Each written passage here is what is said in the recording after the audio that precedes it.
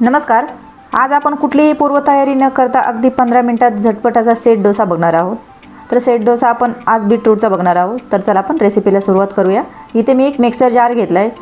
इथे आपल्याला 1 वाटी रवा घ्यायचा आहे, 1 वाटी तांदळाचं पीठ घ्यायचं आहे, त्याच वाटीने मोजून 1 वाटी दही घ्यायचे आहे. दह्याच्याच वाटीने आपल्याला 1 वाटी पाणी घ्यायचे आहे.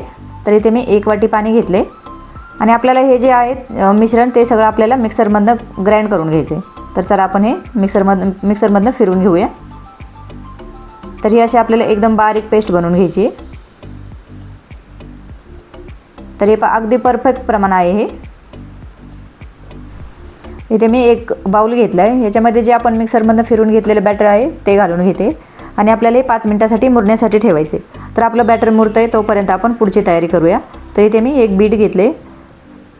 बीटाची आपल्याला साल काढून घ्यायची. तर मी आता हे व्यवस्थित साल काढून घेते सगळी. तर आपल्या बीटाची साल सगळी काढून झालेली आहे. इथे मी आता जे साल काढलेले बीट आहे ते आपल्याला व्यवस्थित बारीक कट करून घ्यायचे. तर आता मी व्यवस्थित बारीक कट करून घेते. आपल्याला असे मोठे मोठे तुकडे करून घ्यायचे. तर हे पहा असे तुम्ही किसून जरी घेतलं तरी चालेल. किसून परत आपल्याला मिक्सरमधनंच काढायचे. इथे मी मिक्सरचं भांडं घेतलं. याच्यामध्ये बारीक चिरलेलं बीट घातलं, 2 हिरव्या मिरच्या घेतल्या आणि अर्धा इंच अद्रक घेऊन हे व्यवस्थित मिक्सरमधनं पेस्ट बनवून घेतली. तर आपले जे बॅटर होतं त्याला पण 5 मिनिटं झालेले आहेत. आता हे जे बॅटर आहे बीट आपण बारीक करून घेतलं होतं ते आपण व्यवस्थित मिक्स करून घेऊया. आपलं पहिले जे बाउलमध्ये बॅटर घेतलं होतं त्याच्यामध्ये आपलं बीटाचं जे बॅटर आहे ते पण व्यवस्थित मिक्स करून घ्यायचं आहे. तर हे असं थोडंसं पातळ वाटतं कारण बीटात थोडंसं पाणी असतं ना, त्याच्यामुळे पाणी पातळ वाटतं. तर याच्यामध्ये आपल्याला चवीनुसार मीठ घालायचं आहे. तर मला 1 चमचा मीठ लागलेलं आहे. आता मीठ घातल्यानंतर आपल्याला व्यवस्थित मिक्स करून घ्यायचं आहे. तर आपलं व्यवस्थित मिक्स झालं आता बॅटर. तर मी इथे तवा गरम करून घेते. तर इथे गॅस चालू केला आहे, त्याच्यावरती मी तवा ठेवला आहे. तर तवा आपला गरम होतो आहे तोपर्यंत आपल्याला इथं इनो ॲक्टिवेट करून घ्यायचा आहे. त्याच्यासाठी मी 1 चमचा इनो फ्रूट सॉल्ट घेतला आहे आणि तो आपल्या जे बॅटर आहे त्याच्यामध्ये घालून घेतला आहे. थोडंसं वरती अर्धा चमचा पाणी घालायचं आणि व्यवस्थित मिक्स करून घ्यायचं.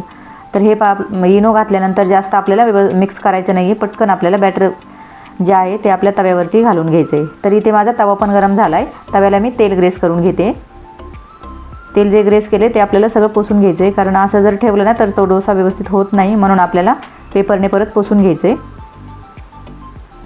तर इथे मी 1 चमचा जे बॅटर आहे आपलं डोस्याचं ते घालून घेतले कारण आपण सेट डोसा बनवणार आहोत त्याच्यामुळे जास्त पातळ आपल्याला बनवायचा नाही आहे. तर हे पहा आपला असा सेट डोसा तयार होतो आहे. तर हे पहा असे कशा जाळी पडली ते पण तुम्हाला दिसतच असेल. तर आपला डोसा जो आहे तो आता मी व्यवस्थित भाजून घेते. आपल्याला लो टू मिडियम हीटवरतीच आपल्याला हा डोसा आहे तो भाजून घ्यायचा आहे. तर आपला डोसा तयार झालेला आहे. तर मी आता एक एक करून सगळे डोसे बनवून घेते. तर हे पहा मी आता दुसरा पण डोसा घालायला घेतला आहे.